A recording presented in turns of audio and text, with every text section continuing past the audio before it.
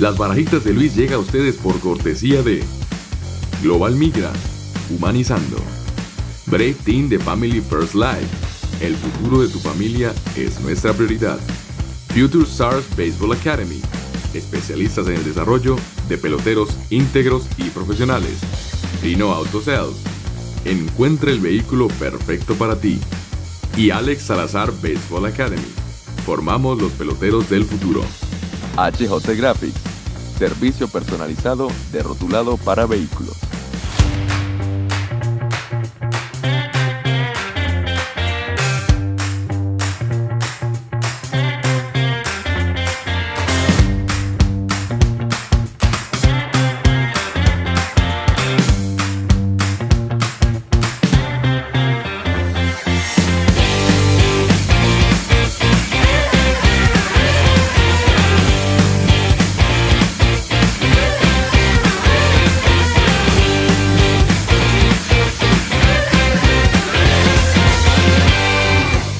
Amigos, bienvenidos de nuevo a otra entrega de las barajitas de Luis, donde conocemos a nuestras estrellas a través de mi barajita. Hoy vamos a aprovechar una visita a mi casa de Rafael Betancourt, amigo de muchos años. Bienvenido, Rafa. Gracias, Luis. Gracias por la invitación y bueno, es un placer estar aquí contigo después de tanto tiempo cuadrando esto y bueno, y poder hablar de tanta anécdota que tuve en mi carrera. Gracias por la oportunidad. La intención es, como más o menos te había comentado, que tú nos puedas comentar las anécdotas de tu carrera, pero a través de mi colección personal de tus barajitas. ¿Okay? Entonces, yo te voy pichando barajitas y tú vas soltando pues. Pero antes, primero lo primero, Rafa. Firma profesional el 13 de septiembre del 93.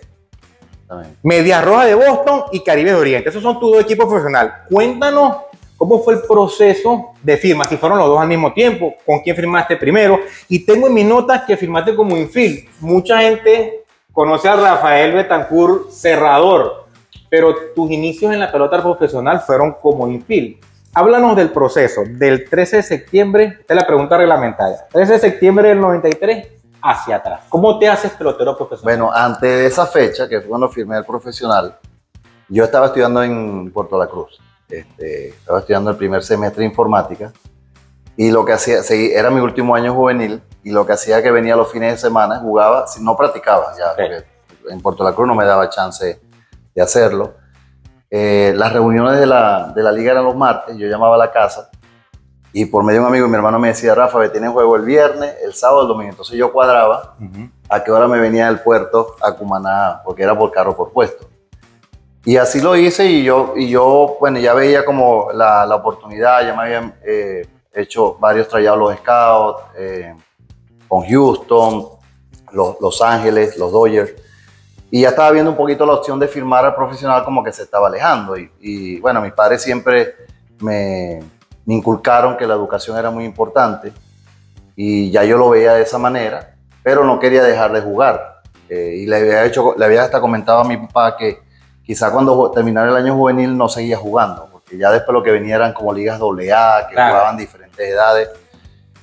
Y da la casualidad que el scout de los Medias Rojas de Boston, el señor Willie Puffin, llega a Cumaná a ver un nacional de béisbol que le habían dicho que había en el estadio de allá del Phil Marval. Cuando él llega al estadio, no había nada. ¿Cómo así? No había ningunos juegos. O sea, había un juego de béisbol, pero un estadio que cualquier juego lo que había eran 3 fanáticos. Y el muchacho que era mi manager, ese año juvenil, él estaba en el estadio. Y como no había muchas personas, él se le acercó a hablar y le preguntó qué había pasado, que le habían dicho que había esto. Entonces, él aprovechó y le dijo, mire, pero yo tengo unos muchachos que quizá para que no pierda el viaje. Y estaba con el señor Carlos Loreto, que era scout de los Piratas de Pittsburgh, que fue el señor que firmó a Carlos García, cuando los Piratas, mucho antes de eso. Claro.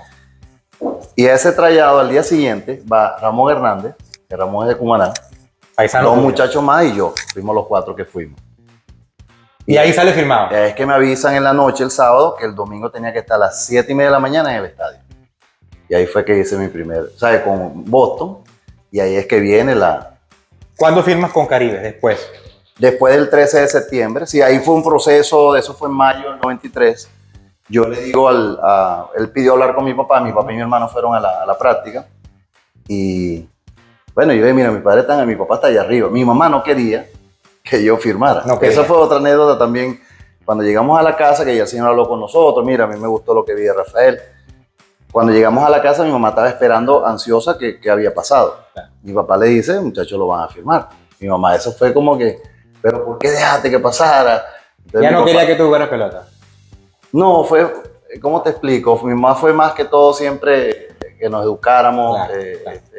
Ir a la universidad, los estudios, pero siempre me permitieron también, que eso es otra cosa que yo siempre le agradezco a ellos, que hiciera el deporte. Claro. Y me dieron esa oportunidad también de yo viajar para acá solo al año siguiente, sin tener familiares aquí, que no es fácil tampoco a los 18 años que tú dejas a tu hijo que vaya a otro país, pero les agradezco eso, que también por la educación que me dieron a mí como padre, siento que a pesar de la edad que tenía, sabía lo que venía a hacer y aquí. pudiste manejar la situación. Exactamente. Y Firma como si eres todo, Rafael. firmo como señor esto, señor Willy, cuando firmamos, yo le dije, mire, yo quiero jugar el Nacional de Béisbol, que es en julio, en Cumaná.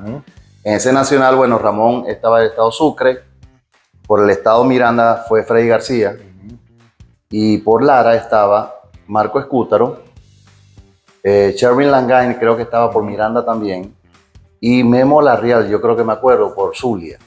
Fueron los que después yo vi que firmaron. Una camada Sí, buena ahí. habían otros más también que firmaban, pero esos son los nombres que más recuerdo.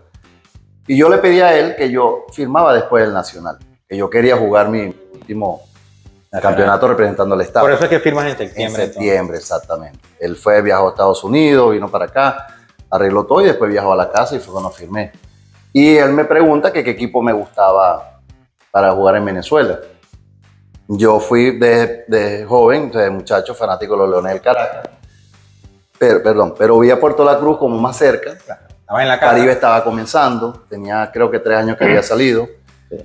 Y vi como más oportunidades, pues. Entonces era como más cerca y fue a la familia también cerca. Sí, fuimos a Puerto La Cruz y él ya había contactado creo que el gerente para esa época era el señor Miguel Flores, era el gerente de Caribes. Pablo Ruggeri estaba entre los dueños, también lo conocí. Y ese día firma también el hermano de Jackson, Jonathan Melián, que es cuando yo conozco a su padre, que en paz descanse también. Sí. Ese día. Y bueno, y ahí comenzó todo. ¿Cuánto te dieron, Rafael? Yo, el bono que se me dio a mí ese año fueron $47,000. ¿Te dieron alguito? Sí, porque cuando el señor Willy... Coño, para el 93. Claro, cuando el señor Willy va a mi casa, que mis padres, en la misma conversación que era para jugar béisbol, siempre le metían el estudio, que le gustaría que yo siguiera estudiando, y más si venía a este país. Y él me puso una beca para que la organización me pagara la beca de estudios aquí. Muchas organizaciones estilaban eso. Sí, entonces vino el comentario, me acuerdo que él lo hizo, y yo también lo había leído una vez, no sé por qué, que Alfredo Pedrique lo hizo cuando vino a jugar béisbol aquí, estudió también aquí, creo que fue Alfredo, sí. Entonces mis padres lo vieron que era una opción también, aprovecharla, pero en ese proceso, mientras que el IBI venía, yo le dije a mi papá una vez, tú sabes qué, yo quiero jugar béisbol. Vamos a firmar esta vaina de una vez. Yo lo que quiero jugar béisbol, claro. y en qué momento voy a jugar yo en Venezuela, si después que se acabe la temporada de béisbol en Estados Unidos tengo que estudiar, ¿cómo es eso? Si yo veo que juegan allí, juegan aquí. Sí, claro. Entonces cuando él viene a la firma, no encontraba a mi papá de lo que iban a hablar. ¿Cómo decirle a ese señor, porque él ya venía con un contrato ya especificado todo, que no queríamos la beca? Decidimos no estudiar. Y él, como por su jerarquía que tenía la organización, también era un señor muy respetado, dijo que no nos preocupáramos, que lo de la beca él lo ponía en el bono. Por eso que se me da ese bono. Él no lo quitó, mi bono iban a ser. Sí, porque al final ellos lo establecen como en un monto, una cuantía. Sí, tu educación iba a costarles un dinero. Sí, mi bono iba a ser $15,000. Lo demás fue lo que iba a ser tu educación. La educación. Y él dijo, no había problema, él ya había puesto esa cantidad de dinero. Ya ellos habían acordado dártelo, además. Sí. Interesantísimo eso, interesantísimo. Rafa, en el 94 te ganaste la visa rapidito porque viajaste al año siguiente. Al año siguiente. Sí, es tu primera temporada aquí en Estados Unidos con el Fort Myers, ¿no? En la Rookie, sí, ahí en Fort Myers, que es donde estaba el complejo de... 7 y en 63 turnos, una probadita. ¿Cómo fue esa llegada, ese primer año aquí en Estados Unidos? Fue una experiencia, siempre recuerdo eso y esas son cosas que quizás nunca uno olvida. Yo recuerdo cuando llegué cuando llegué al aeropuerto, porque viajamos de Miami a Caracas, Miami, Miami Fort Myers. En Miami no me tocó salir del aeropuerto, sino que hicimos una conexión. Solo tránsito. Cuando salimos del aeropuerto de Fort Myers, hasta las luces se veían raras. Las luces de los postes. El asfalto se veía diferente. Y ahí comencé a ver la diferencia, lo que era estar. Era la primera vez que yo salía de Venezuela. Llegar al hotel, cuando nos fuimos a chequear donde íbamos a llegar, comenzar a ver todos los jugadores. O sea, también una impresión que llevé que físicamente se veían muy superior a como cuando yo llegué aquí. Yo era muy, muy delgado. Y en ese momento vi que la parte física en mí iba a ser muy importante también. ¿Lo entendiste al llegar? El mismo día que llegué. Esto fue algo al día siguiente que fui al complejo, yo comencé a hacer pesas. Y de ahí entonces viene toda tu ética de trabajo, sobre todo para mantenerte físicamente. Sí. Al día siguiente fui, vi que había gimnasio en el complejo, vi las pesas, vi todo lo que había y yo de aquí comienzo. Porque no era solo yo dije, bueno, estoy aquí porque tengo un talento, claro. Se me dio la oportunidad de llegar aquí, pero ahora yo tengo que saber, porque veo que la competencia no es fácil. Aquí todo el mundo quiere un pedazo de... No es fácil, había, bueno, ya jugadores que estaban a nivel AAA, AA, pero estábamos todos juntos y tú veías. Claro. Yo preguntaba mucho en qué año firmó este chamo, qué año llegó aquí, claro. Más o menos cuánto el tiempo que iban ellos. Hacer tu cálculo. Claro, entonces todas esas inquietudes le iba como averiguando, pero sí me enfoqué en esa parte. Interesante. La parte física. En la 94-95, Rafael, haces tu debut en la Liga Venezolana de Golf Profesional. La 94-95 con Caribe, 5 G en 39 turnos, 3 RIBI. Y aquí viene entonces, aquí comienza el desfile de cartas. Esta es tu primera carta a nivel profesional con Caribe de Oriente. Es la Line 9596. Tú debutaste en la 9495, pero la carta sale el año siguiente, sí. La 9596. Es la Line número 158, como te dije, de Producción Nacional, unas tremendas cartas. Háblanos de eso. ¿Estabas flaquito todavía? Estaba flaquito todavía. Aquí tenía 19 años. Esta vez de visitante. No sé, en realidad pareciera, viendo por la parte de atrás, pareciera estar universitario, donde tomaron esta foto. Y yo debuto en Valencia, contra Magallanes. Cuéntanos el debut, ¿cómo fue ese debut? Pichó Juan Carlos Pulido, me acuerdo. Zurdo. Sí. Me recuerdo toda la encumanada, todo el mundo, porque el juego fue transmitido por Venevisión, creo, o Televen, no recuerdo, yo sé que fue... Valga la aclaratoria, que en este entonces aún eres infield, en esa carta apareces como infield. Sí. Todavía no habías hecho la transición, ¿no? No, y estaba comenzando mi carrera y tenía mucho entusiasmo. Jugar en Venezuela, junto a Maglio, estaba en clase A con Maglio, venía como no novato, ya tenía varios años firmado, pero todavía no había tampoco despegado su carrera. Pero jugaba regularmente con... Sí, ya Maglio estaba ya, era como comenzando a ser la estrella del equipo. Sí. Estaba William Magallanes, Johnny Paredes, Mike Robertson fue un importado que llevaron, Olmedo Sáenz, Einar Díaz, Pedro José Chávez, Luis Galindo, Edwin Márquez. Yo me recuerdo todo ese tipo, el roster. Todo, sí, todo.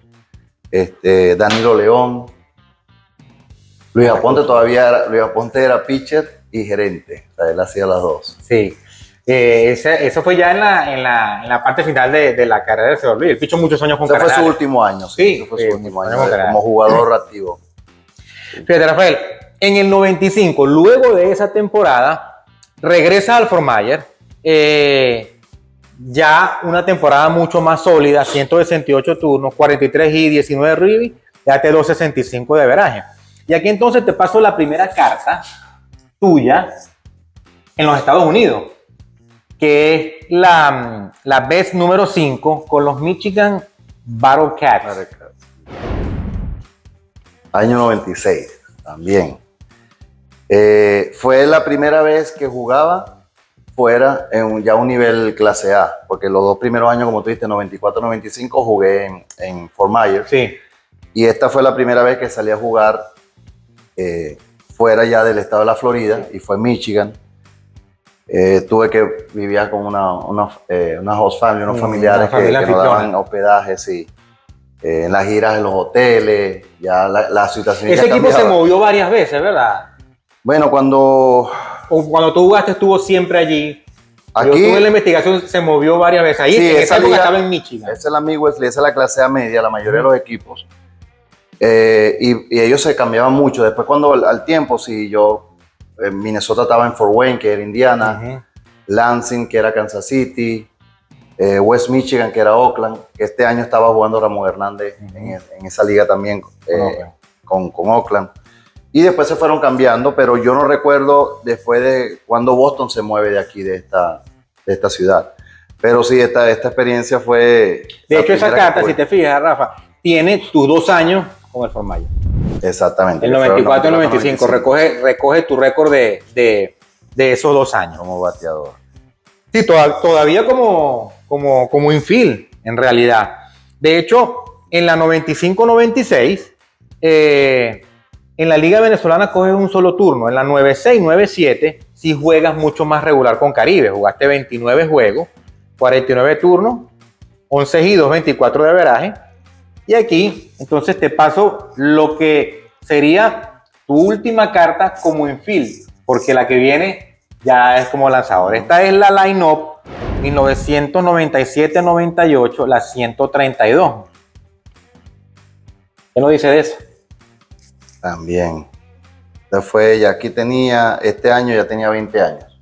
Ya tenía 3 años en la liga. Sí, este fue mi tercer año. Lo que pasa es que el año anterior, 95, Caribes llevó mucho buena importación para esa temporada. Yo recuerdo que era Scott Spicio, ¿te acuerdas de? Sí, claro. Después jugó aquí con San Luis, ¿no? San Luis. Chris Noppet, que era de los White Sox, James Baldwin, que era un pitcher, Lyle Mutton, que era outfield, todos ya tenían experiencia en Grandes Ligas, creo ellos. Y los novatos que había en el equipo ese año era Carlos Álvarez, que era el center field, y Jesús Mendoza, segunda base.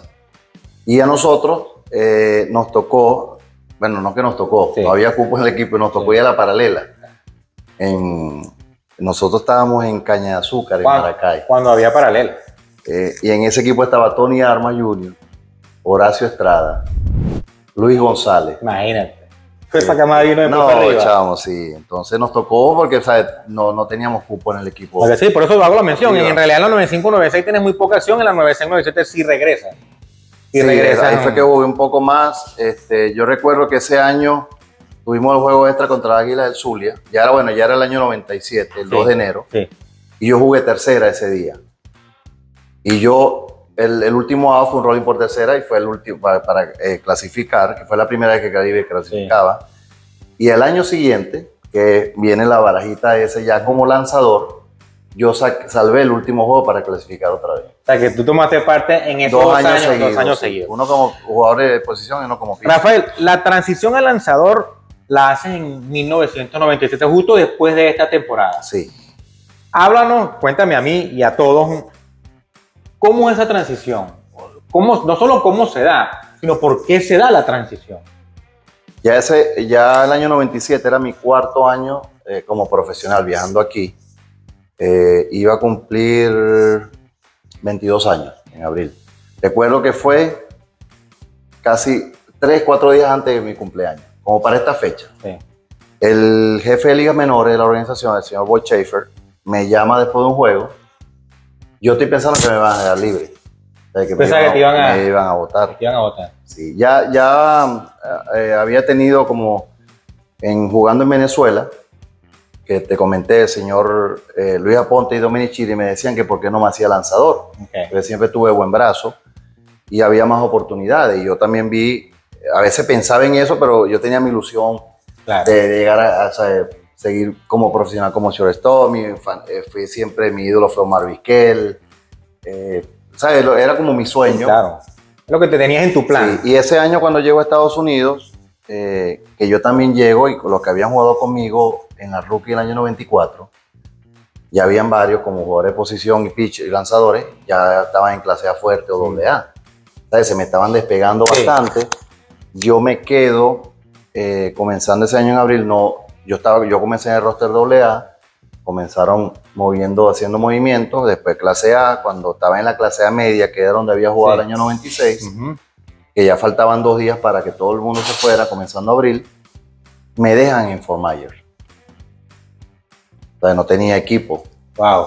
Y cuando te dejan así, es como esperando, mira, cuando se lesione a alguien, cuando comenzamos a subir a alguien. Y ahí comencé a ver como que se me estaba trancando mucho el camino. Y los mismos jugadores que por qué no intentaba como lanzador, pues yo, que no. Y es cuando viene ese día que te iba a comentar, yo pensé que me iban a dejar libre. Y yo caminando hasta donde estaban ellos, ya yo iba pensando, yo digo, no, yo hoy quiero lanzar. Pruébeme como lanzador antes que me manden a Venezuela. Sí. Y él comenzó hablándome, mira, Rafi, las cosas que han pasado en la organización, y acuérdate, no es lo que estábamos cuando tú llegaste, todos los años van firmando peloteros. Claro. Y se va llenando más todo. Y va llegando y va saliendo gente también. Exactamente, entonces ya habían, Nomar García Parra, lo habían drafteado el año 94, pero Nomar era esos peloteros que salen únicos en esa época. Sí, claro. Y ya Nomar estaba en el año 96, iba a jugar doble A. Sí. 97 ya estaba en triple A. Entonces ya lo veían como el señor. Sí, lo perfilaron como el señor un tipo que iba a jugar muchos años y eso iba a trancar mucha. Y yo ya como bateador no era lo que se esperaba. Y él me dice que por el brazo que yo tenía, que íbamos a intentar. Y yo le dije que no. No puede ser. Y le dije que no. Pero tú venías pensando... Yo venía pensando lo contrario. Y cuando te dijeron, dijiste que no. Yo dije que no. Yo dije que no, entonces él me pone la mano en el hombro. Pero Rafi, mira, el coge pichota aquí, él va a trabajar contigo desde mañana. Y bueno, yo lo acepté porque ya yo no veía. Tampoco era que había mucha otra opción, ¿no? Comenzando, firmé porque a veces tú ves cambio, tercera base lo hacen catcher, pero sigue bateando. Claro. O un primera base, o un catcher lo mueve de posición. Claro. Te digo, esa transición es poco común. Un infield va al outfield o al revés. Pero tú sigues haciendo lo mismo, lo que tienes que aprender una posición, pero igual sigues en la misma trayectoria que lleva. Entonces, bueno, yo al día siguiente lancé mi primer bullpen. ¿Qué tal? ¿Cómo te sentiste? Era raro, y recuerdo que... Tú tuviste que aprender de cero toda vaina. O sea, digo, tú tenías nociones, por supuesto, porque eres pelotero profesional, pero tuviste que, imagino... Sí, yo cuando llego...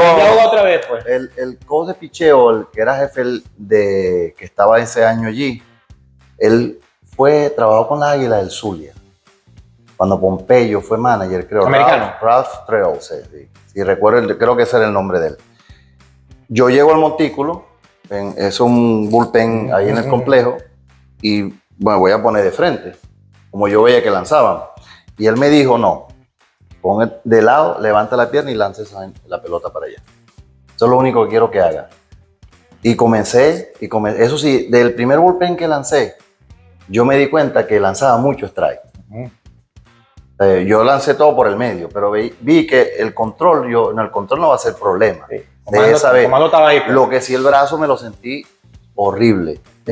Sí, hinchado. Pero si yo nunca había tenido problemas.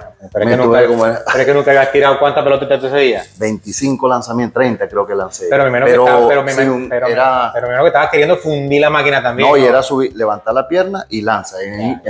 Siendo infield, tú corres o te mueves, usas más. Y sigues el. Sí, era muy diferente. Aparte que veía el catcher lejísimo. ¿Y en algún momento llegaste a pensar que era como cuando jugábamos pelotica media? Sí, pero ¿sabes? Me comenzó a agradar. Viene la otra parte también, que era correr. Porque cuando eres bateador, corres las bases, toda la velocidad. Ahora aquí venía a correr distancia. Ahora que corre como un desgraciado. Sí, y yo veía que los pitchers lo ponen a correr mucho. Con la pierna, que si el brazo, que si la sangre que fluya. Entonces, y ahí viene la otra parte también que tienes que adaptarte. Porque ya todo comienza a cambiar. Pero ese cambio de posición definió tu carrera. Sí, gracias a Dios.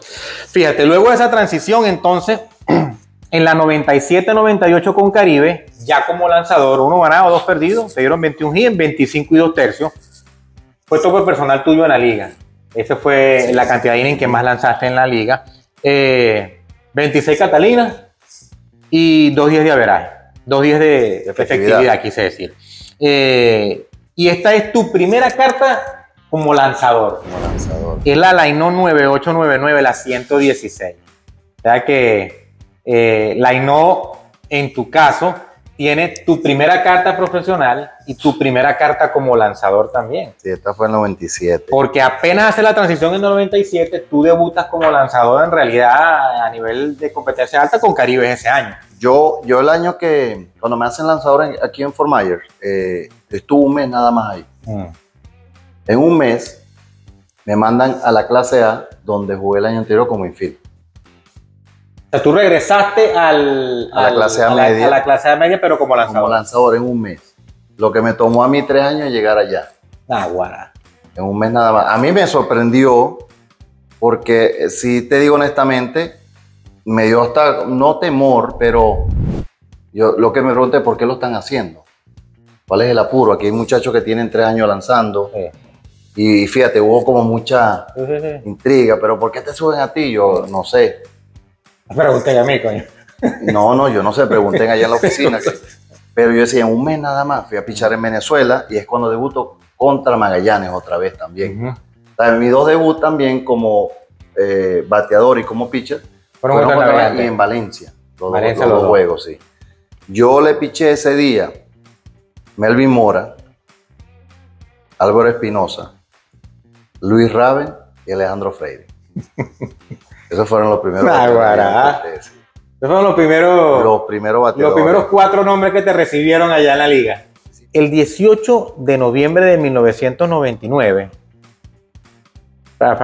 ¿te dejan libre los Medias Rojas? Sí, lo que hicieron para poder vender el contrato allá a Japón, para ir a jugar en el 2000, ellos tenían que dejarme libre y me venden el contrato para allá, que es cuando llego a Yokohama. Y aquí está esa carta. Es la 2000 BBM, la 202, donde apareces ya con los Bay Stars. Yokohama. Rafi, cuéntame esta experiencia, porque para esta época no eran muchos los peloteros que exploraban el mercado asiático a nivel de béisbol. No es como hoy en día, que es una opción real, posible. En este entonces, cerca de esos años, 97, 98, 99, habíamos conversado, Petaguine, Edwin Hurtado, Robert Pérez, Giovanni Carvalho ya había ido. José Francisco Malavé había jugado en ese equipo el año 98. Tú te atreviste a dar ese paso en el año 2000. Esta es la carta.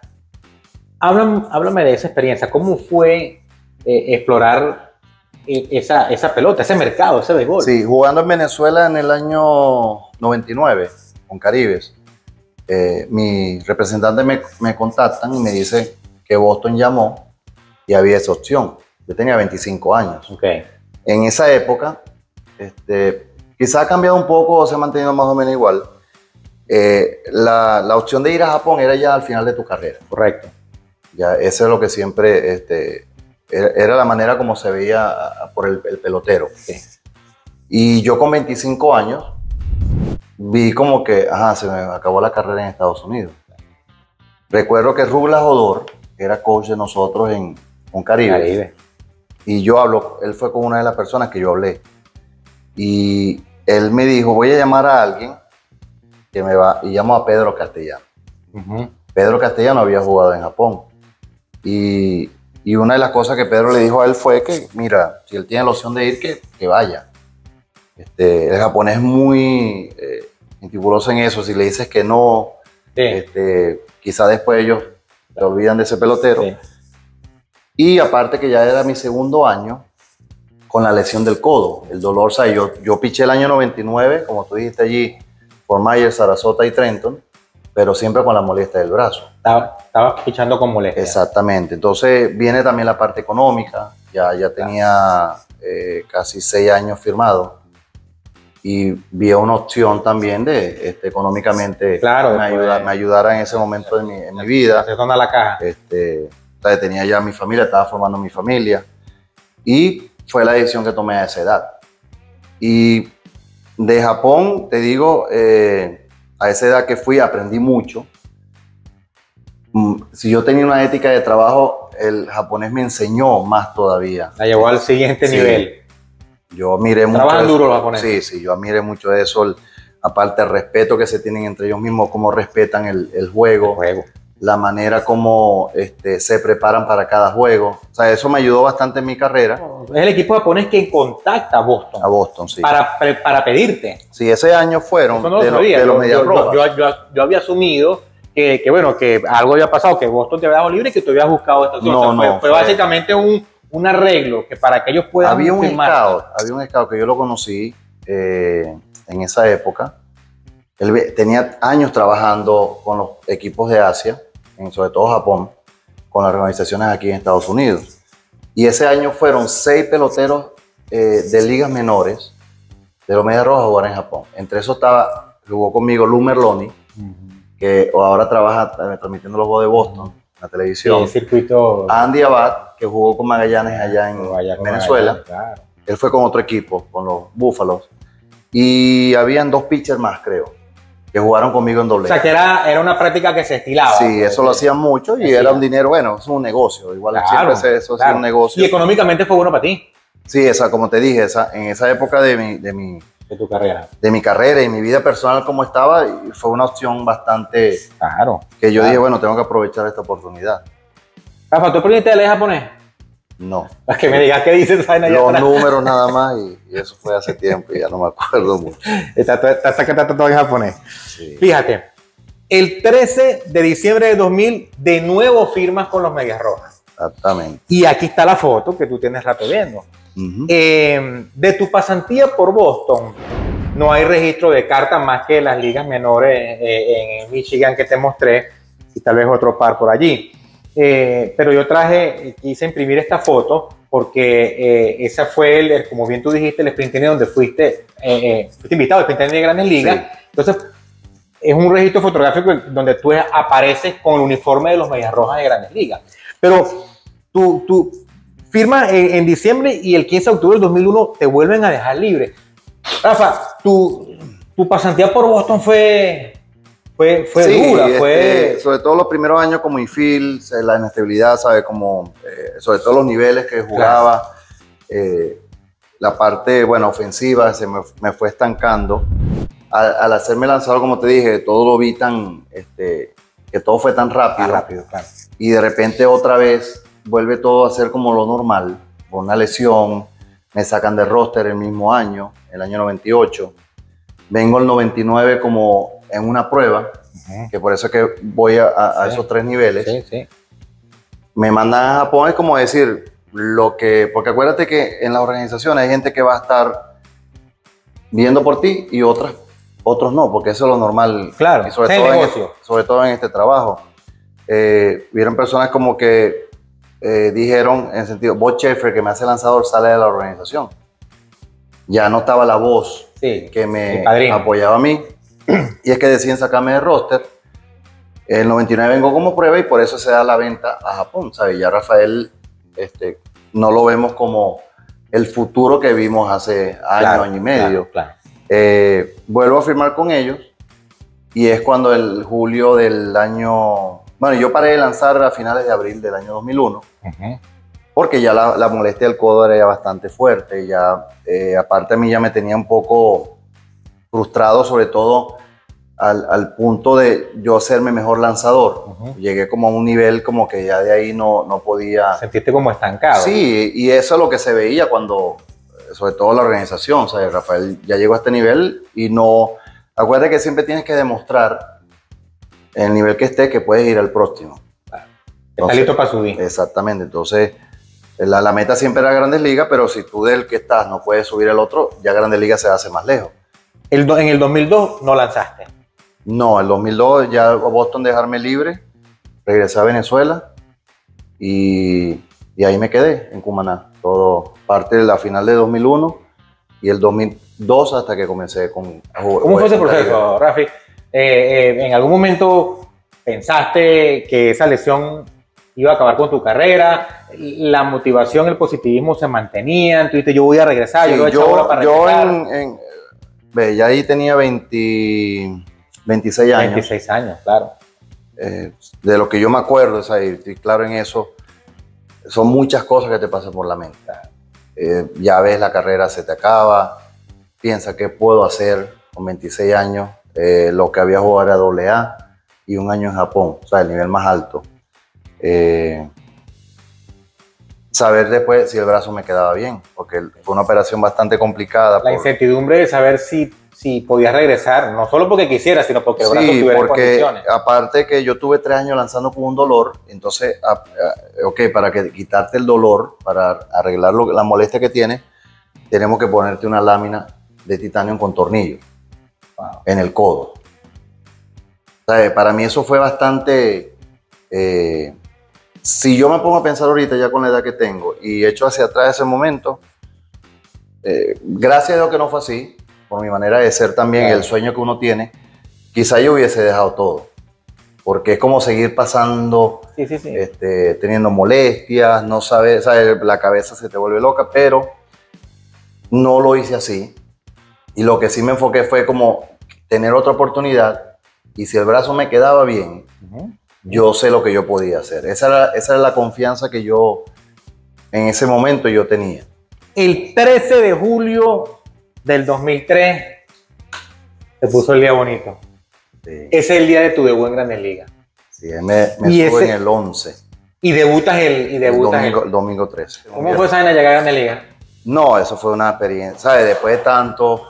10 años. Los 10 años, no tanto los 10 años, sino lo que tuve que pasar en esos 10 años. La lucha. Sí. Y entiendo, siempre lo pongo, todos los peloteros, todos te van a contar diferentes circunstancias, situaciones, y todas van a ser diferentes, así se trata el mismo deporte. Fíjate que una de las cosas por las cuales, además de que yo conocía, no tan a fondo como me la estás contando tu historia, una de la intención de esta actividad, de este programa, de esta tertulia, es que ustedes puedan mostrar ese lado, ¿entienden? Más allá de, como te digo, de los ganados y los perdidos, de la verdad y los honrones, es que ustedes puedan mostrar y que la gente pueda saber, coño, todo lo que se pasó para llegar ahí, y sobre todo tu historia, que es una historia de mucho struggling, de mucha resiliencia, ¿sabes?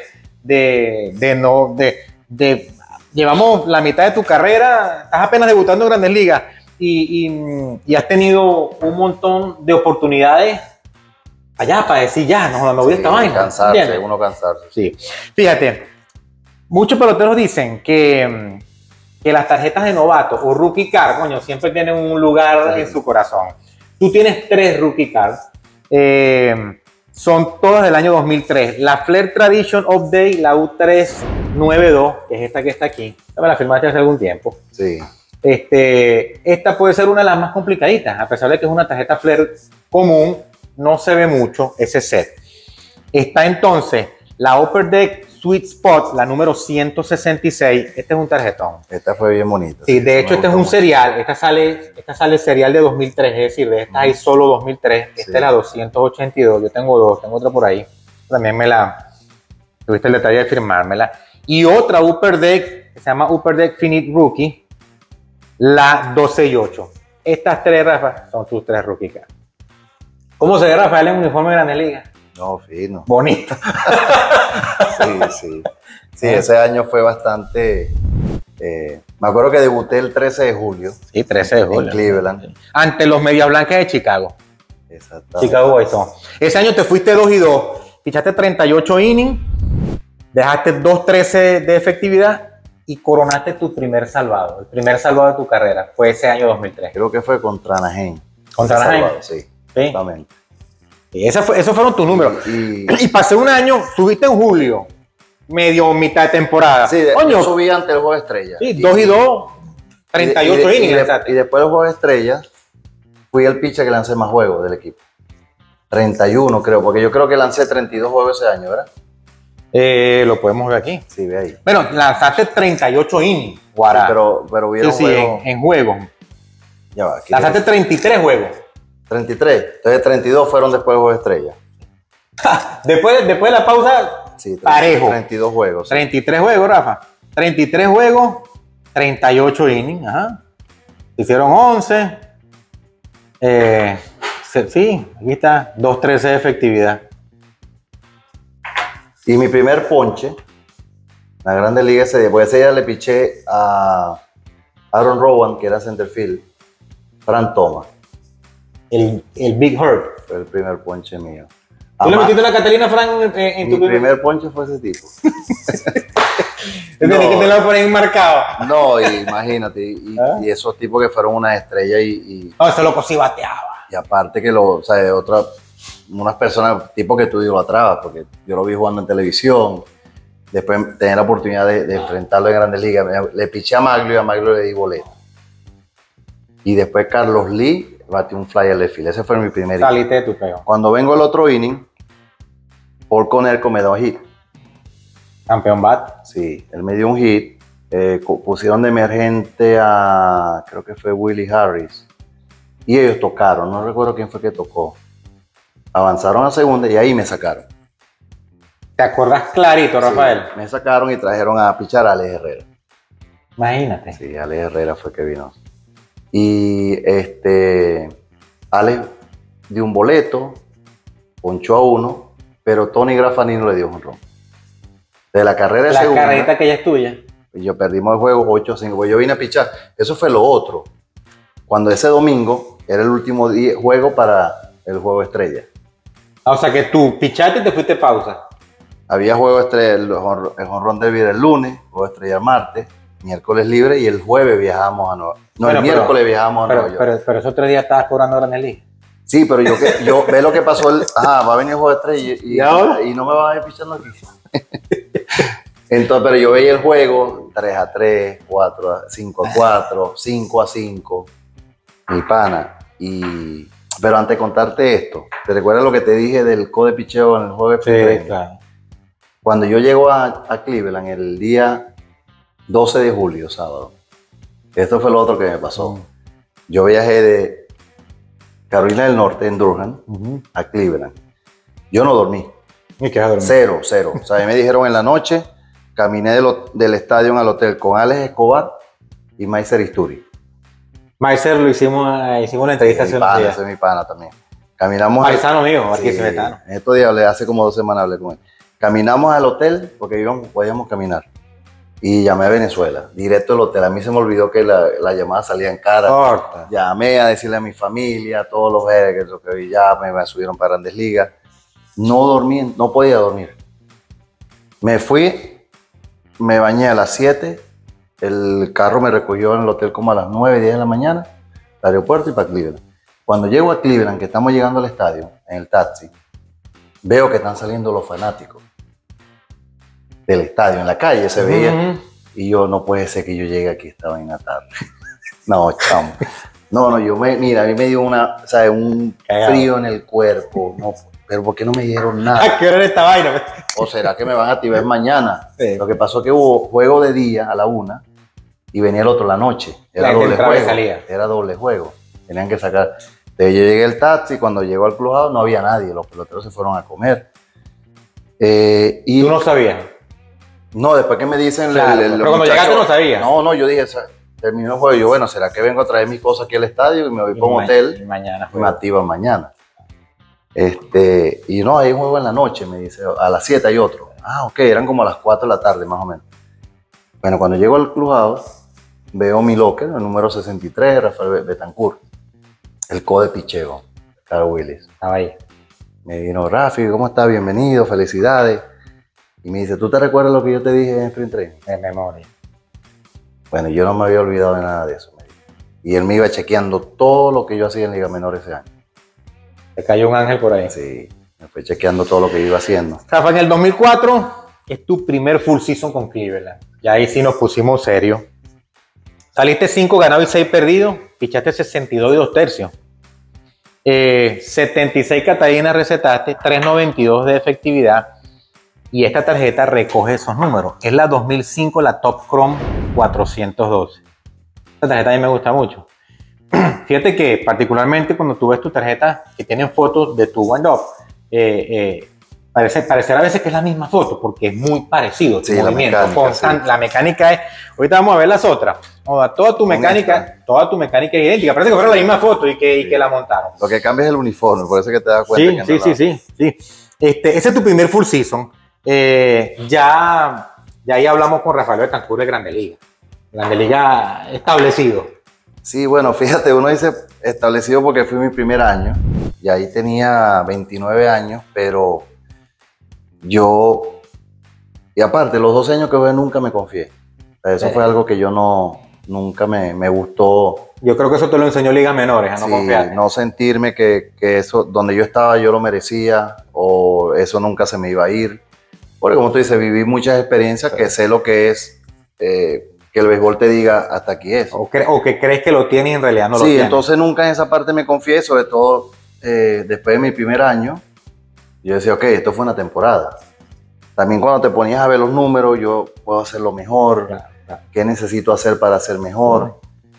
Vienen las partes también, igual, pensar siempre en las lesiones, cómo cuidarte. Eso son muchas cosas.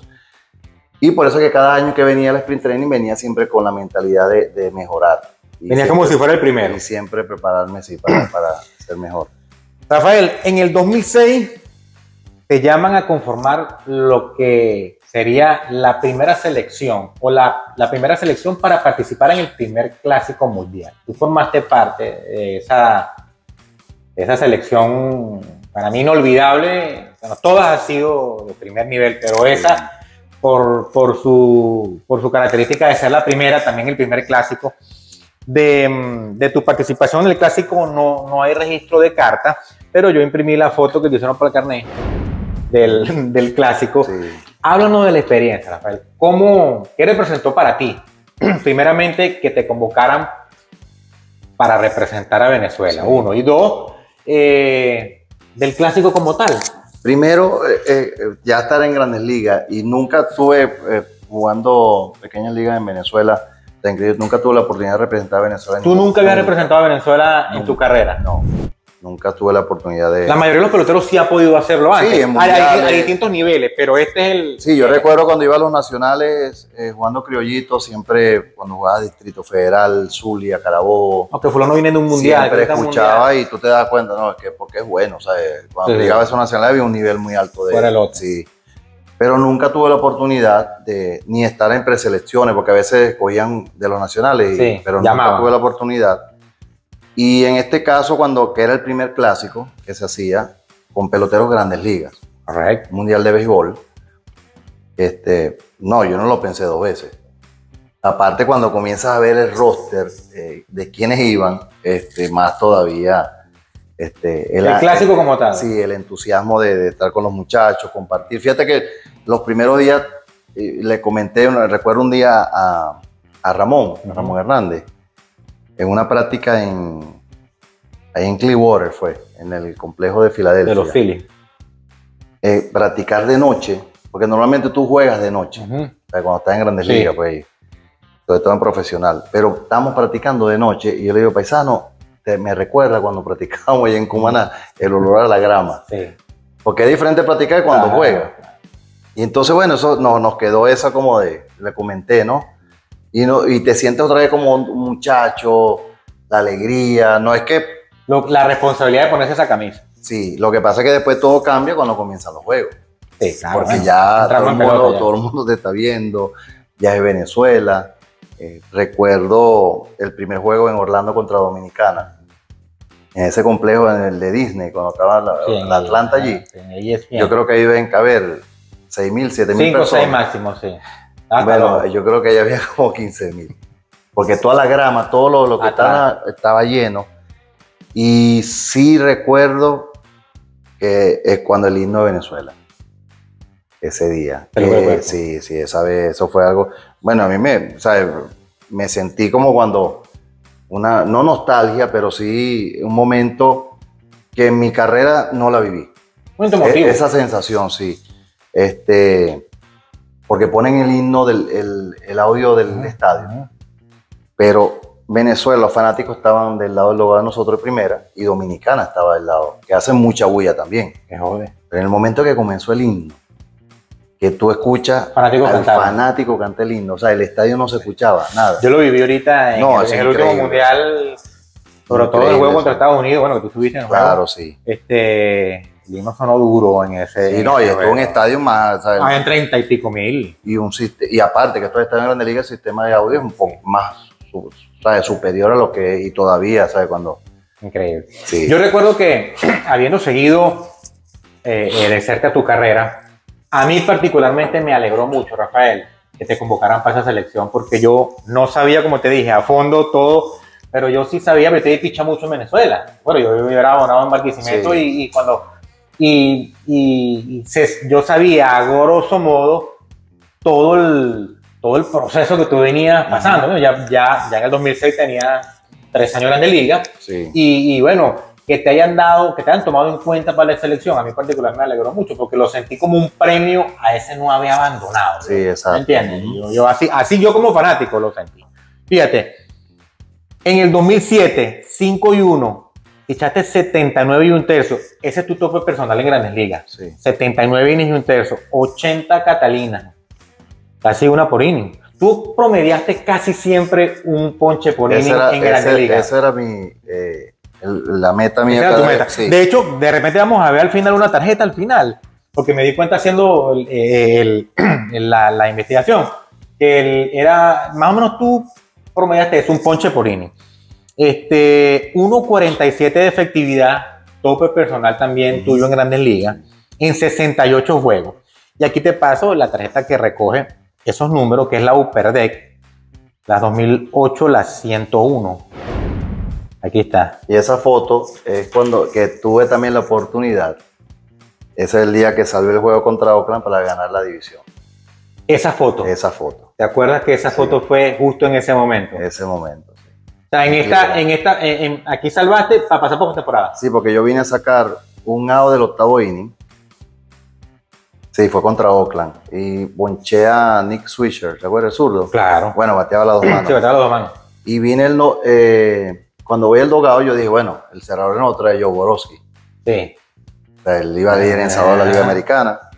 Entonces yo llego al dogado, todo el mundo, bueno, entraba. Yo me senté en la esquina donde siempre me sentaba. Y veo que nadie viene a hablar conmigo. Y nadie venía, ni el code de picheo. Normalmente es el code de picheo, sí, que siempre te viene. Y nada. Víctor se me acerca y me dice que estaba quechando. Me dice, Rafi, ¿tú vas para atrás otra vez? Además, el manager me preguntó y le dije que no trajera, que te quedaras tú. Y es que salgo a pichar el 9º inning. Oh. El juego estaba 5-3, no recuerdo. Y le picho primero a Jack Cott, un zurdo, después Mike Piazza, y el último out, que fue ese, en la foto, fue Mark Ellis. 1-2-3. 1-2-3. Y ahí ganamos la división central. Y bueno, y quedó esa foto de recuerdo. Mira, interesantísimo esa foto. El año siguiente, en el 2008, fue el año que yo viajé a Cleveland, que tuvimos la oportunidad de conocernos. Sí. Ahora, en el 23 de julio del 2009, fecha tope de cambio, cerca de la fecha tope de cambio, entonces eres cambiado de los Indios a los Rockies de Colorado. ¿Verdad? En otra etapa más de... ¿Tú te esperabas ese cambio, Rafael? ¿Sabes qué? Ya sonaba. Sí sonaba. Lo que me sorprendió fue el equipo. ¿Tú no pensabas que iban a mandar para Colorado? No pensaba. Porque el año anterior, ya Cleveland, fíjate, nosotros 2007 haber ido casi a un juego de ir a la Serie Mundial. Perdimos contra Boston. Mataron la rayita. Sí, perdimos contra Boston. 2008, los dueños, porque son los dueños que toman las decisiones. Sí. Decidieron desarmar el equipo, y cuando desarman el equipo es cambiando a Sisi Sabathia. Sí. Fue el primero que se fue todos a Milwaukee. Y ese año también... Y en el 2000... ¿Fausto Carbona? No, Fausto todavía estaba allí. Estaba ahí todavía. Viene el 2009, también un equipo todavía estaba Grady, estaba Peralta, estaba Víctor, Cliff Lee, West. Todavía habían jugadores que el equipo... Había plantilla ahí. Pero vinieron también, ya se estaba rumorando... y fíjate, habían firmado a Kerry Wood para que fuese el cerrador. Sí. Y de bueno, esta gente quieren, ¿sabes? Ahí todavía hay esperanza Sí, que hay el equipo chance para gane, competir. pero comenzaron ya a correr rumores, ya estábamos casi fuera, ¿sabes? Saliendo ya de cualquier tipo de competición por la... Pero fíjate, si me preguntas a mí, sin saber, tú sabes, los pormenores, también te cayó más bien que el carajo. Sí, y fíjate, cuando te digo me sorprendió Colorado, porque estando en Toronto, que fue donde me cambiaron, Meiser me llama a mí. Meiser estaba con Anaheim. Y Meiser me comenzó a hablar, Rafi, mira, ¿cómo estás? ¿Te han dicho algo? Yo, chamo, yo estoy aquí porque se rumoraba de Víctor, se rumoraba de Cliff Lee, habían cambiado a Ryan Garco a San Víctor Francisco. tuvo, creo que El la último maleta día. lista para Tampa, como que era que venía, ¿no? Boston. Algo así, para Víctor fue a Boston. Boston. Pero él me dijo que él estaba metido en el vaso para Tampa y por Sí. alguna razón después salió a Boston. Se echó para atrás la vaina. Ese sí. fue el mismo Entonces- año que salió Víctor. Entonces Meiser, yo, chamo, a mí no me han dicho nada. Y yo, Rafi, porque el coach de picheo de Anaheim habló con él y con Abreu, porque Abreu estaba allí. Nos estuvo preguntando por ti. Eso fue un lunes. Yo llegaba al estadio y era esperando que me metieran en la oficina. Sí. Y nada, pasó lunes, martes, Ya con cuidadito. miércoles, juego fue de día, jueves, perdón. Íbamos de Toronto a Seattle a jugar. Y ahí es cuando yo me voy a poner hielo y el coach de picheo me llamó. Estás Me cambiado. metieron a la oficina. Yo estoy, mi hermano, Anaheim. Bueno, ahí está Juan Rivera, está Bobby Meiser, está Sean Figgins, o sea, yo conocía a varios. el Vladi. Vladimir todavía está allí. Y cuando me dice Colorado. Y la Liga Nacional, que yo, cuando tú estás en una liga, yo no seguía mucho la liga, porque acuérdate, los juegos interligas antes, tú sabías cuándo eran y eran dos equipos Eran en todo el año. eran dos en todo el año. Era Cincinnati fijo, porque era Ohio, Sí, por la cercanía. y después otro que ponían ellos. Y yo no seguía la Liga Nacional. ¿Sabes? No, Después y que la dinámica en los pitchers en la nacional es totalmente sí, distinta. no, y no seguía la Liga Nacional como la americana. Pues. Claro. Entonces, cuando me dice los Rockies, me fui rápido para Colorado. Habíamos ido a jugar el año 2008 ahí, Interliga, con ellos. El estadio me gustó mucho. Sí. Lo que sí me di cuenta los 3 días que estuvimos ahí, la altura es increíble. Para Para correr, para respirar. para lanzar la pelota. Y yo pensé en eso, Colorado. Entonces me fui rápido. Que yo viví estos días unos juegos. Ahí está Jordi, está Juan Rincón. Juan Rincón estaba Subieron a Carlos González, no lo conocía. Juan Rincón había estado contigo en Cleveland el año anterior. Yo conocía a Juan y a Jordi. Ujú. No conocía a Franklin Morales, no conocía a Carlos, no conocía a... Bueno, ese día que yo llego al cambio, llega Yoli Chacín, de AA. Porque el bullpen, Manny Corpas, se lesionó el brazo y necesitaban relevistas. Y a Yoli lo suben siendo abridor con 20 años, lo suben para el bullpen también. Sí, para que relevara, correcto. Entonces, bueno, como tú dices, ese fue un cambio que fue un cambio en mi vida porque estaba en una ciudad ya por 6 años. Mis hijos estaban creciendo allí, estudiando allí. Y es como que te dicen, te vas a otra ciudad ahora a vivir. Sí. Es el mismo béisbol, el mismo deporte, pero te cambia, ¿sabes? Sí, muchas veces la gente no entiende que la vida de ustedes también Sí, yo es siempre fuera del traté, campo, yo pues, siempre y- traté de buscar estabilidad, sobre todo Estabilidad. mis chamos en su educación, no estarlo moviendo, porque yo sé que eso a veces también un poco Y fíjate, influye fíjate que mucho lo en su lograste, porque desarrollo. dentro de todo tuviste 6 años en Cleveland Sí. y en Colorado también tuviste buena Mitad y estadía. mitad, tuve Mitad y mitad, mitad y mitad, correcto, sí. correcto. Bueno, y el cambio a Colorado se dio tan... pues todo fluyó tan bien porque los muchachos, el equipo, de la manera como me recibieron, ¿sabes? Yo había jugado en contra Houston Street, Claro. que era también que estaba allí, después ahí Era estaba... Matón también. Sí, conocí a Tulowitzki, estaba Brad Hubb, estaba Clint Barnes. Tú lo Ryan wiki estaba Stewart. llegandito, ¿no? Tulo Ya sí, tenía, no, ya ya tenía tenía como 3 años ahí, par pero de ya años, se estaba sí, haciendo, estaba estaba haciendo Waldo lo que- Jiménez, Aaron Cook, Jesús Marquís, ¿sabes? Un grupo de Sí, muchachos un grupito muy bueno, bueno. Jorge de la Rosa, y yo me sentí como que yo estaba... había Mucho jugado latino ese- además también. Sí, como que había jugado en ese equipo, o sea, la manera como recibía, y aparte, que el señor Jim Tracy me revivió mi carrera. ¿Sí? El señor me revivió mi carrera a mí. ¿Por qué? ¿Por qué lo dices? Por la confianza que él me dio a mí, hasta cuando me estaba yendo mal. Tipo, digo, tú eres el hombre Sí, mío no, para no, esto no, y va para allá. y buscaba las maneras de ayudarme, porque acuérdate que, bueno, nosotros que jugamos béisbol, y muchas cosas de la vez son así, caes en un hueco y te cuesta, como, ¿cómo salgo de aquí? ¿Cómo salgo de aquí? Entonces el béisbol es un deporte que vas todos los días al estadio. Claro. Y tú llegas a un punto, no, yo no quiero ni ir para esa vaina hoy. Claro, pues no logro salir. No quiero ir, no quiero pichar. Yo te digo, hubieron situaciones en mi carrera que yo no quiero pichar hoy. Y yo a veces, pero ¿por qué tengo que pensar así? Claro. Porque tengo que meter, pero... ¿Cuán importante, Rafael, puede ser para la carrera de un pelotero que un manager, un técnico, alguien te diga esa palabra, te dé esa oportunidad, te dé esa confianza? Hubieron Definitiva. 2 años seguidos. Yo cuando llegué en el 2009, que eso fue lo otro. Ahí me cambian. Yo en el 2009 me rompo la ingle, pichando en Cleveland. Tuve un mes lesionado, me activan ante el juego de estrella, piché un juego y después piché 2 juegos más. Y ahí me cambian. Yo me tenía que vendar la pierna, yo no estaba completamente recuperado. Yo dije, ¿cómo me vas a cambiar a un equipo que cuando me dicen Colorado, comencé a buscar donde estaban de primero en el comodín. Estaban compitiendo, sí. Contra San Francisco. Los dos ya estaban ganando la división. Y o sea, aquí yo tengo los trainers, son amigos míos. Sí, ya tú tenías tu vaina lista. Claro. Ellos saben que ahora me van a vendar la pierna, por qué me la están vendando. Ahora yo tengo que llegar. Conoce todo. Pero hasta esa parte me la hicieron fácil.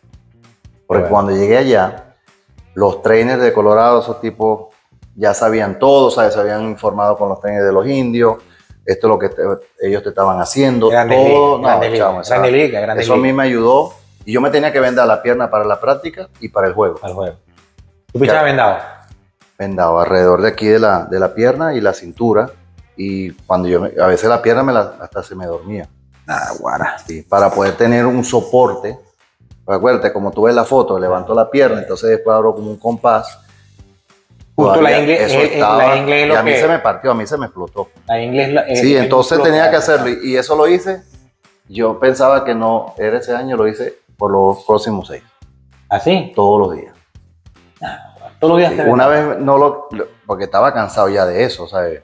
Pero era una rutina, loco. La venda. Y una vez en una práctica dije, déjame intentar sin la venda. Y yo sentí que la pierna se me despegó de la... Estaba acostumbrado. No pude.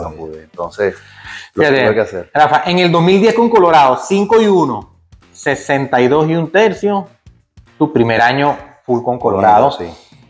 89 ponches, tope de tu carrera. 361, 72 juegos, tope de tu carrera también. Fue el año que más apareciste como de relevista. Esta carta recoge ese año. Es la 2012 top, la 444. Es una top variación. Sí, yo la tengo. Esa, hay muchas variedades. Hay varias variaciones. Que sí, la tengo es la misma, es correcto. Sí, son variaciones. Acuérdate que la tarjeta viene la carta común. Entonces después vienen variaciones. La variación depende de series. Pues de repente la dorada es de 100, la azul es de 200, lo que sea. Rafael, te iba a decir, 281 en 60 juegos y ese fue el año que salvaste 31. Eso fue 2012. Sí, 2012, correcto. Que 2012 conservado. Y esta es la 2013 Top Heritage 325 que reúne ese año. Este fue el año tope de tu carrera en salvado. Después en el 2013, igual, es un récord parecido, 2-5 con 27 ponches, pero salvaste 16.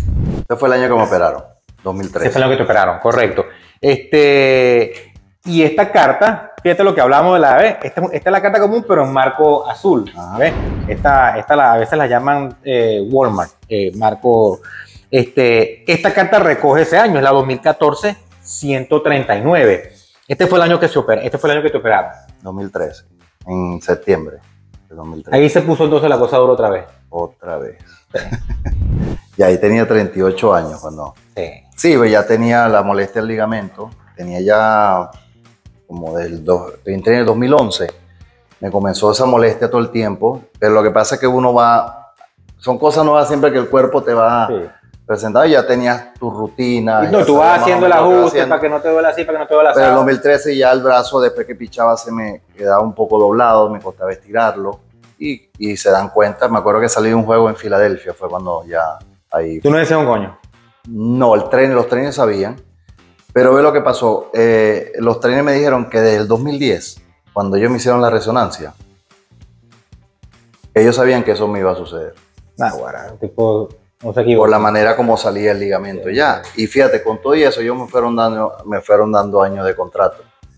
porque eso fue después hablando, me decían, sí, me decían que se atrevían a hacerlo porque sabían mi forma de ser. O sea, ese tipo no se va a salir de ahí hasta que esté muerto. Sí, tu ética de trabajo. Entonces, por eso fue, me operan ese año, pierdo el año 2004 completo. 2014. Traté de regresar antes de tiempo, ya había cumplido 39 años y yo dije, no, yo no me puedo sentar a esperar a ver. Vamos a terminar a echar el resto aquí. Y comencé a lanzar en juego a los 6 meses de la operación.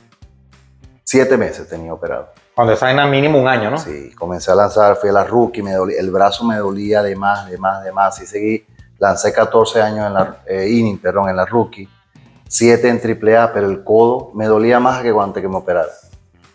Y es cuando voy a ver el doctor Andrews, que me operó en Pensacola, y me dijo que el nervio lo tenía inflamado. Por eso era el dolor. Hacía presión. Me puso plasma, todo lo que me hizo ahí, reposé el brazo, me dijo, puedes hacer ejercicio, pero no lance por 3 meses.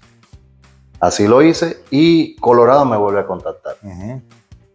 Y es cuando me invitan al sprint en el 2015. Y haces el equipo. Y hice el equipo. Ese fue el último año. Yo sí me había enfocado como que esa iba a ser mi última temporada.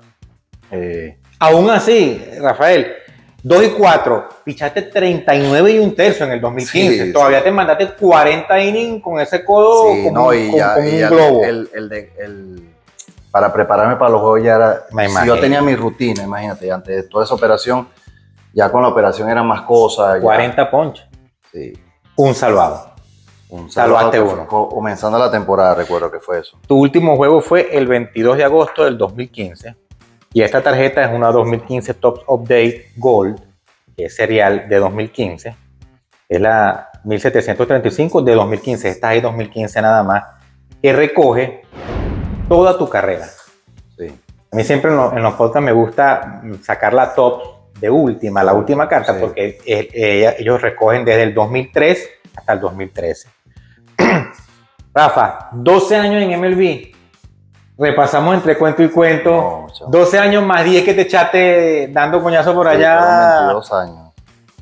Saliste 38 y 37. Pichaste 685 innings y 2/3. Recetaste 724 Catalinas, salvaste 75. Y dejaste 3.36 de efectividad. Oye, Rafa, a mí no me queda más nada que felicitarte, hermano. No, gracias, Luis, gracias. Felicitarte primero, darte las gracias por darme esta oportunidad, por poder repasar tu carrera. Públicamente, mi respeto y mi admiración. No, gracias, igualmente. Más ahora que conozco tu historia a fondo, cuánta bola le echaste. Y en base a eso, yo siempre acostumbro, porque este programa lo ven muchos chamitos. Ahorita que hay tantas academias y todo eso. Yo quiero que Rafael Betancourt le diga a esos chamos, le da a esos chamos un mensaje. ¿Qué le dice Rafael Betancourt a esos chamitos que están ahorita? Después de todo esto que vimos, después de todo esto que te pasó, pero todos tus primeros 10 años de tu carrera, ¿qué le dice Rafael Betancourt a esos chamos? Siempre, cuando comenzamos a hablar que la educación que me dieron mis padres, no solo de ir a un colegio, sino en mi casa, de mis hermanos, todos, que fue la misma crianza. Y aparte de eso viene en tu personalidad, siempre es luchar por lo que a ti te gusta, hacerlo siempre de buena manera, respetando todo lo que tenga alrededor tuyo, porque esa es la otra cuestión también que respeto. Siempre se piensa que es el talento que tengo y yo con el talento que tengo puedo lograr, no. Todo siempre respetando a las personas que te van a ayudar, porque vas a necesitar ayuda en la vida de todo. A veces una sola persona, a veces son varias. Siempre ser agradecido por eso, aprovechar las oportunidades, porque cuando estás antes de firmar, necesitas esa oportunidad. Y cuando firmas, ya vienen más oportunidades todavía para que se te dé el chance de cumplir tu sueño. Entonces, esas son las cosas que yo a los muchachos siempre cuando tengo la oportunidad, hasta hablando contigo aquí, cuando hablo con mis amigos, no es como te dije de lo duro que yo lanzaba, no, trabajar en cómo ser mejor. Todos los días. Porque yo todos los días, si tenía 8 años en Grandes Ligas, 9, 10, 11, los 12 años que jugué, todos los días llegaba al estadio y quería ser mejor. Y trabajar para ser mejor, porque acuérdate que Dios te da un talento. Sí, pero hay que desarrollarlo. Pero tiene que desarrollarlo. Yo siempre decía, estamos en el nivel más alto que hay en el béisbol. Sí. De aquí para abajo hay mucho y yo viví todo lo que era ese mucho. Sí que lo viviste. Sí. Y para arriba no hay más nada. Claro. Ya lo que estamos aquí estamos lo mejor. Entonces había que prepararse para llegar todos los días y competir a ese nivel. Entonces esa es la parte que tener constancia, dedicación, ser perseverante. Eso es muy importante y como siempre respetando todo lo que vas haciendo en la vida. Y eso fue lo que me enseñaron y así, y así lo transmiten. así fue que traté de hacerlo siempre. Gracias, Rafael. Fíjate, lo que habías hablado. Pichaste 685 y 2/3, 686 y ponchaste a 724. Tuviste un pelito por encima de tu meta de un ponche por inning. Y no me gustaba dar boleto. Eso no me gustaba. No, tú siempre fuiste un pitcher muy controlado. Sí, eso era algo que para mí, Comando. yo siempre, aparte de la efectividad, porque yo decía, bueno, la efectividad se va a basar mucho en si me dan honrones, porque ese es el otro, no tener miedo al contacto, porque eso cuando estás lanzando, Claro, atacar. pero si me dan un honrón, siguiente en base, no importa. Pero tengo que lanzar strike. Pero malo era tener gente en base, porque ya eran varias carreras. Claro. Entonces yo prefería, si me hacían carrera, que fuese bateando. Y que, como dicen por ahí en la grada, que te batee. Entonces siempre me enfoqué en eso, trabajar. Yo trabajaba mucho eso en el control. Que eso es otra cosa que los muchachos tienen que aprender. Cuando lancen con alguien, el compañero que tengan al frente, sí, enfocarse en una parte del cuerpo. Yo por lo menos siempre decía, trabajaba en tirarle la pelota del lado contrario al donde el que echaba, no aquí, sino del lado derecho de su pecho. Trabajabas ahí. Ahí. Cuando yo iba a lanzar, ya el catcher está agachado. ¿Ve todo lo que implica eso? El catcher agachado, el cuadro de strike es una cajita nada más, que tú te la visualizas. Y está un bateador, o sea, está el bateador que le va a hacer swing a esa pelota que va a pasar por ahí. Ve todo lo que tú tienes que evitar para poder hacer un out o un strike. Entonces, cuando de tanto yo enfocarme en un punto, cuando yo venía a lanzar, yo enfocaba el punto de la mascota. Yo no veía el catcher se puso afuera. Bueno, normalmente yo siempre lancé afuera. Claro, también. claro. Eso era otra como el cosa. cuento, que tuvo 12 años la recta. Y siempre afuera y siempre afuera. Afuera es que yo trabajo afuera. Porque y con esa recta afuera te tuviste 12 años en la liga. Cuando pichabas adentro, la querían meter, y como yo decía, donde venden comida. La sacan por allá. Claro, y ahí es que se hacían los héroes. Así es. Al final del juego. Entonces, yo decía, más difícil es sacarla del otro lado. Es verdad, lo contrario. la saquen por allá. Eso sí, si yo fallaba el picheo, y me pasó varias veces, me daba mi batazo. Ya. Pero hacía la pelota, ¿no? Siempre me enfoqué en eso y yo me enfocaba, así el catcher se pusiera a 2 metros aquí afuera o ahí en el medio, mascota. Era la mascota. Es un buen tip para los muchachos también. La mascota. Y cuando tenían 2 strikes, veía la careta. ¿Ah, sí? Sí. ¿Por qué? Porque yo quería que la pelota se fuese hacia arriba. Sí, entonces, ahí visualizando eso, la soltura de la pelota era diferente. Entonces la bola para que la subiera. Se subía. Rafa. Dale, mi pana. Gracias, mi hermano. Gracias por todo. Señores, Rafael Betancourt, el asesino. Ya lo saben. Como siempre, con la vista en la bola y swingueando a la buena. Nos fuimos, vieja. Las barajitas de Luis llegó a ustedes gracias a Global Migra, humanizando. Brave Team de Family First Life. El futuro de tu familia es nuestra prioridad. Future Stars Baseball Academy. Especialistas en el desarrollo de peloteros íntegros y profesionales. Reno Auto Sales. Encuentra el vehículo perfecto para ti. HJ Graphics. Servicio personalizado de rotulado para vehículos. Y Alex Salazar Baseball Academy. Formamos los peloteros del futuro.